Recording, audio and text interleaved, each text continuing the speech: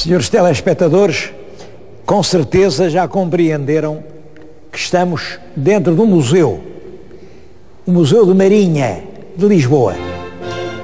E estou aqui não é propriamente para falar no museu. O museu é importante, mas o motivo que me traz aqui é falar de uma figura extremamente importante na história do século XIX português, mas completamente esquecida.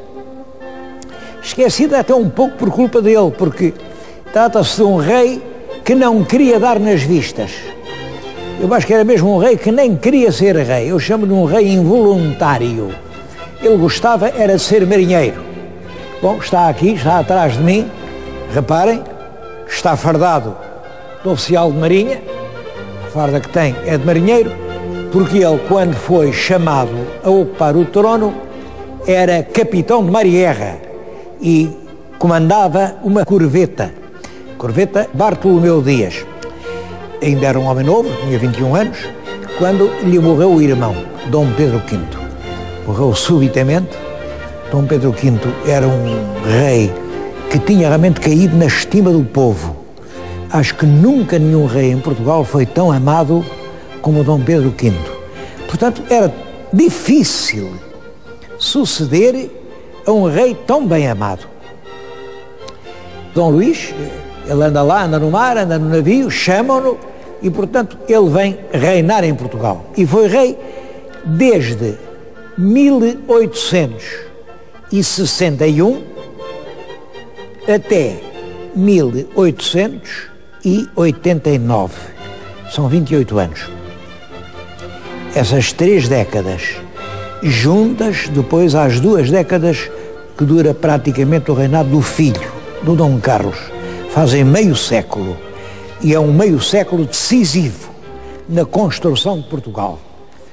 Pode-se dizer que este país, que ainda hoje somos, é essencialmente o que os portugueses construíram na segunda metade do século XIX.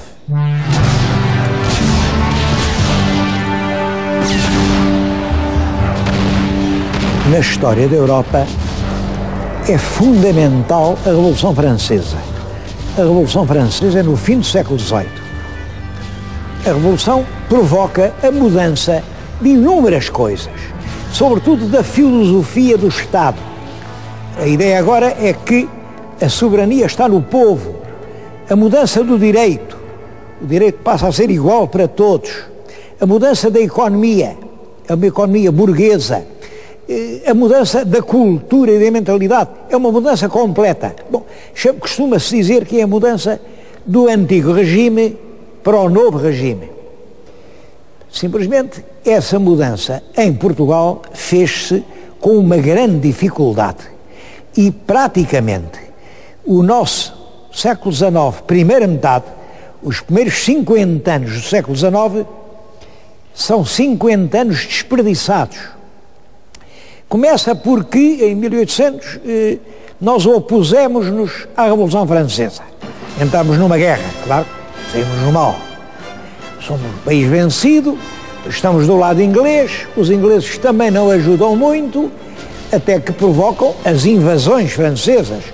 Em 1808, depois em 1810, depois em 1811, o país é invadido, o rei, a corte, os tribunais, toda a gente foge para o Brasil, e só voltam depois da Revolução Liberal. Bom, mas isso também provoca uma grande reação. Logo em 23 há uma contra-revolução. É a Vila Francada. Já não há outra vez Constituição. Bom, entanto, morre o rei e os portugueses dividem-se. Há uns que querem Constituição, outros que não querem Constituição e metem-se numa guerra civil. Uma guerra civil terrível, sangrenta, que matou milhares de portugueses e que destrói tudo quanto ainda estava de pé. Até que finalmente,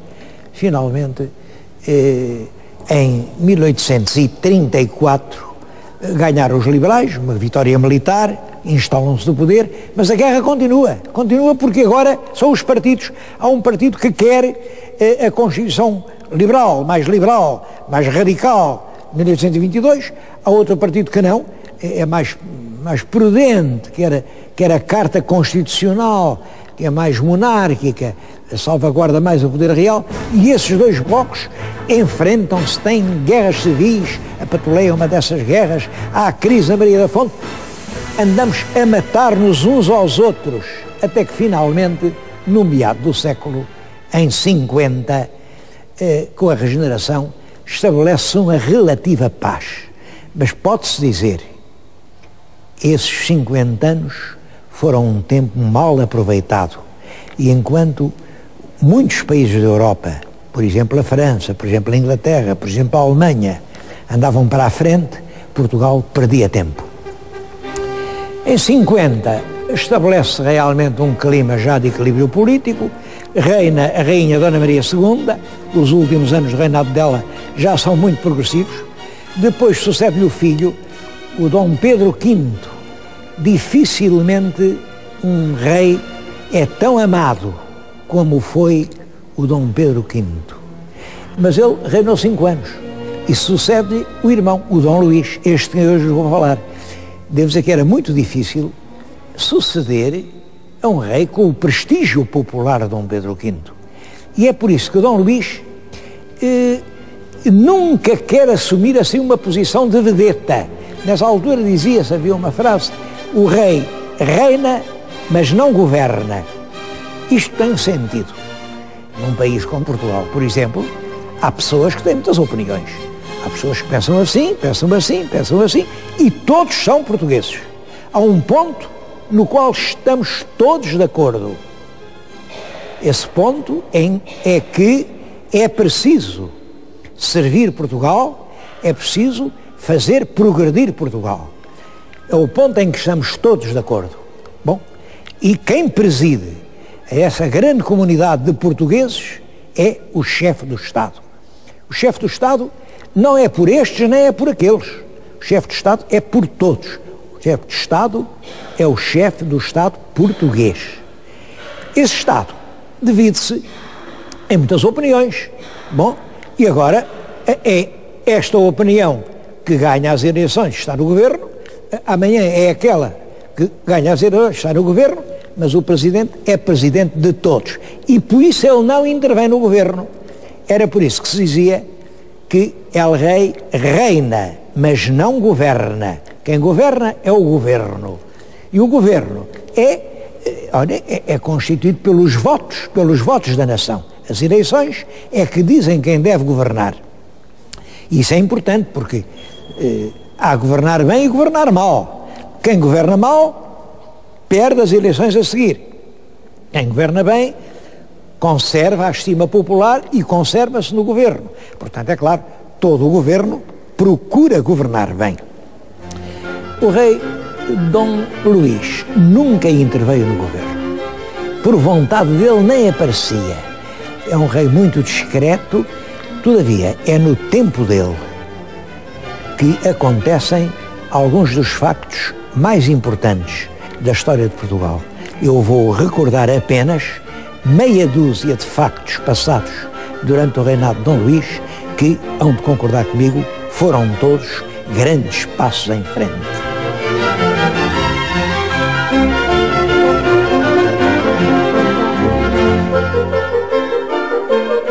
Dom Luís sobe ao trono em 1861, olha, é comandante de um navio exatamente igual a este, é uma corveta lançada ao mar no mesmo ano em que foi aquela de que ele era comandante. Andava no mar, era solteiro e, portanto, a primeira preocupação é casar. E, portanto, casa em 62. E casa com quem? É o rei de Portugal, de um país com as nossas características, tinha que casar com uma rainha de um país liberal, de um país a andar para a frente, de um país progressivo, de um país que fosse simpático à opinião popular, e por isso ele vai casar com uma filha do rei Vítor Manuel II, uma filha do rei de Itália, que é a Dona Maria Pia. O Vítor Manuel II é o rei da unificação italiana, é o rei que todos os liberais gostam dele. Nesse mesmo ano em que o rei casa, portanto 62, há uma data que eu acho que é importante saber. Nesse mesmo ano escreve Camilo o seu famoso Amor de Perdição. Eu sei que o senhor telespectador hoje é capaz de já não gostar do Amor de Perdição. Aquilo, sabem, cada tempo tem a sua maneira de escrever, não há dúvida. Estamos no ano 2003 e já ninguém aguenta a maneira de escrever do ano 1862. Mas aquele livro emocionou o país. É um dos livros mais célebres da nossa literatura romântica.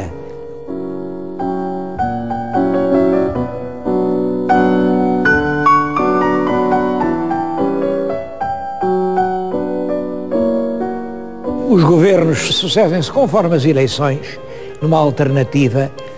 Cada governo não está nunca menos nem nunca mais de 5, 6 anos no poder.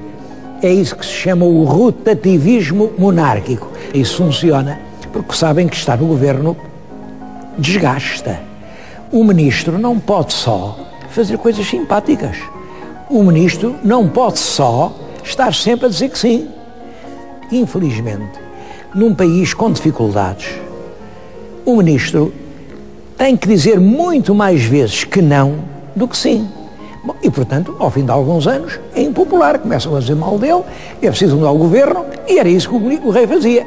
O rei chamava o chefe do partido oposto, mandava-o formar governo e depois mandava-o fazer eleições. Claro que nessa altura em Portugal era sempre o governo que ganhava as eleições. Agora já não é assim. E isso é um dos verdadeiros progressos cívicos registados no nosso país. Hoje, as pessoas votam conforme a sua consciência. Naquela altura, as pessoas votavam conforme as ordens que o maioral recebia. Era a altura dos caciques, vota aqui, vota ali, eles sabiam lá em quem votavam. O povo não tinha o desenvolvimento cultural, económico suficiente para ser independente. Eu acho que, costumo dizer muitas vezes, sem barriga cheia não há democracia. O essencial é assegurar o bem-estar dos portugueses. Só assim eles têm um voto que realmente exprime a sua verdadeira vontade. Em 64, logo no primeiro ano de governo, manda-se fazer o primeiro censo científico que vale crédito da população portuguesa. Contámos os portugueses, um por um, e o censo, que foi feito com um grande cuidado, mostrou que nessa altura havia 3.829.618 portugueses.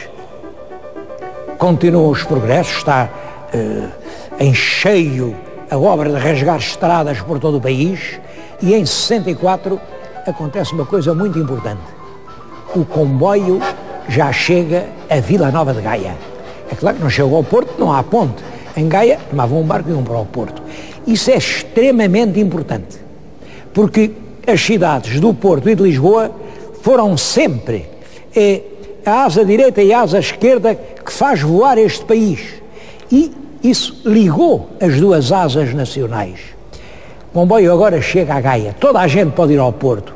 Já não é preciso fazer testamento. Antigamente, para ir ao Porto, a gente metia-se aqui no navio, um navio que sofria tempestades, chegava a arribar ali no perigosíssimo Porto da Figueira, para entrar à Barra do Porto, tanta gente morreu ali, pessoas confessavam-se, ouviam missa, comungavam e faziam testamento antes de ir daqui para o Porto. Tudo isso provoca um grande avanço para a frente do país, e esse avanço traduz-se numa coisa que é um dos factos importantes da história de Portugal e que não costuma vir nas histórias. É o seguinte: em 1865 sai em Lisboa um novo jornal, diário. Aquele diário não é para fazer política, não é para defender A, nem B, nem dizer bem, nem mal, é só para dar notícias. Portanto, tem um nome que diz tudo: Diário de Notícias.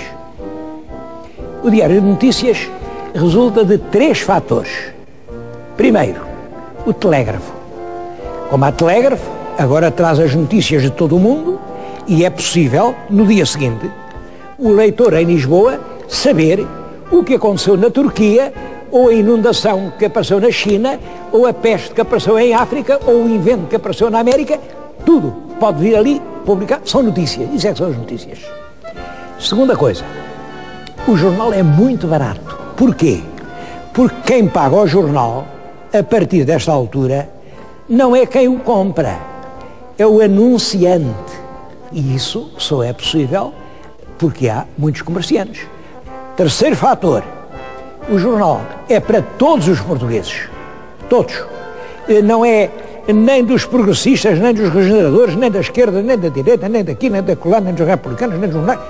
O jornal diz, nós somos para todos os portugueses, qualquer que seja a sua posição política. Portanto, nós não vamos publicar opinião política. É o primeiro jornal que se publica sem ter o artigo editorial. O editorial que todos os jornais ou eram da esquerda ou eram da direita. Este faz a primeira experiência. Vamos lá fazer um jornal em que nós não somos nem daqui nem dali, somos de todos. Não foi só notícias. 3 anos depois, no Porto, aparece um outro grande jornal com características aproximadamente semelhantes, que é o 1º de Janeiro, que também teve um grande êxito.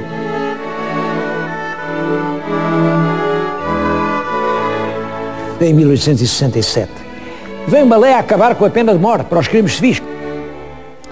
Fomos um dos primeiros países do mundo a fazer isso. Isso é extremamente importante. Eu sei perfeitamente, e agora estou a falar com o senhor telespectador, sei perfeitamente que há muita gente que ainda diz que deve haver a pena de morte, que se deve voltar a aplicar a pena de morte. E também sei porque é que eles dizem isso. É que realmente há crimes de tal maneira atrozes que a nossa consciência se revolta e a gente não compreende como é que aquela pessoa pode continuar a viver. Percebo perfeitamente o seu ponto de vista. Só quero explicar-lhe qual é o da maioria. Eu pertenço à maioria. Porque é que não há pena de morte? É que ele, o bandido, merece que o matem. Mas eu, que sou uma pessoa civilizada, que pertenço a uma comunidade evoluída, que respeita os direitos humanos, que vê na vida um valor absoluto, eu não posso cometer esse ato de matar ninguém. Não se restaura em Portugal a pena de morte, não é pela consideração pelos bandidos que a merecem, é por respeito por nós, que já estamos muito acima desse limiar de crueldade. Ainda em 67, sai em Portugal o primeiro Código Civil. Eu sou jurista, como sabem, enfim, sempre me dediquei ao direito, fui muitos anos professor de direito e, portanto, sou suspeito ao falar da importância de um Código Civil. Mas esse Código Civil de 1867, que durou 100 anos, ele só foi substituído depois em 1967, é uma obra-prima da literatura jurídica em toda a Europa. É um código que não é copiado de nenhum outro. Todos os códigos tinham lá umas maneiras, ou eram à francesa, ou eram à germânica. O nosso é à portuguesa. Bom, e foi um código que durou 100 anos. É muito importante que a lei seja uma lei boa. Eu sei que ultimamente tem-se falado muito o direito, a lei, não sei o quê. Bem, respeito que a lei merece, certo. Queria explicar isto. Há dois tipos de direito. Um é o direito que já está feito. Chama-se isso de jure condito, o direito já feito. Outro é o direito que é preciso fazer, de jure condendo, é assim que se diz em latim. O direito que é preciso fazer é o direito que tem de estar de acordo com as aspirações da nossa consciência. O de jure condito, o direito já feito, é que é a lei. Portanto, quando se fala muito respeito pela lei, cumpriu-se a lei, é preciso cumprir a lei, com certeza que é preciso cumprir a lei. Sem lei não há sociedades civilizadas. Em todo caso, a lei tem que ser constantemente ajustada aos valores do tempo que nós próprios estamos a viver. É preciso não esquecer isso.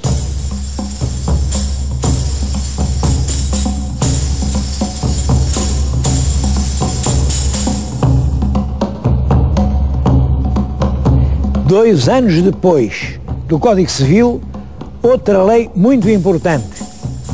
Em 1869, a abolição completa da escravatura. Fomos dos primeiros países do mundo a abolir a escravatura. Num país civilizado, ninguém pode ser escravo. Depois é 1870, a gloriosa geração de 70, os grandes escritores. Em 77, inaugura-se no Porto a ponte Dona Maria Pia. Agora já se pode ir de comboio desde Lisboa até ao centro do Porto. Uns anos depois, uma outra data importante, o mapa cor-de-rosa, 1886. Os portugueses pensam numa grande área de influência portuguesa, desde o Oceano Atlântico até o Oceano Índico. Bom, como sabem, isso não foi possível porque os ingleses já tinham outro projeto, uma grande área de influência inglesa, desde o Cabo da Boa Esperança até ao Egito, até ao Cairo. E claro que os imperialismos novos derrubam sempre os imperialismos antigos.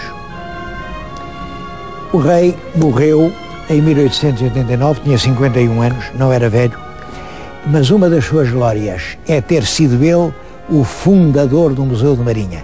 Eu vim aqui porque foi ele, antigo marinheiro, quem mandou recolher todas as peças das glórias marítimas de Portugal para fazer o museu.